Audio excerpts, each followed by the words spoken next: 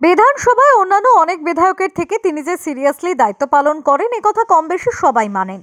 2021 সালে সংযুক্ত মোর্চার হয়ে ভাঙড় বিধানসভায় প্রার্থী হয়েছিলেন, জিতেও ছিলেন, কিন্তু বাকিরা কেউ জয়লাভ করতে না পারায় সমস্যায় নওশাদ।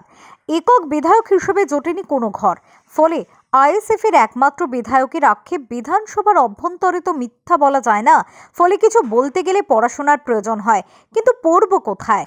ওই কখনো প্রার্থনা রুমে, কখনো বিধানসভার ভিতরে কোথাও বসতে হয়।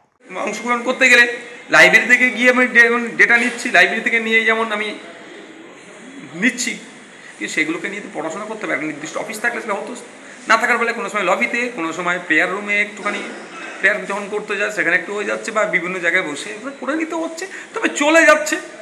কারণ আমরা তো শ্রমজীবী মানুষের কথা বলতে এসেছি, শ্রেণী সংগ্রামের কথা বলতে এসেছি। আমাদের ওই অত না পেলেও, যেটা পাওয়া দরকার না পেলেও আমাদেরকে ওর মধ্যে করে নিতে হয়।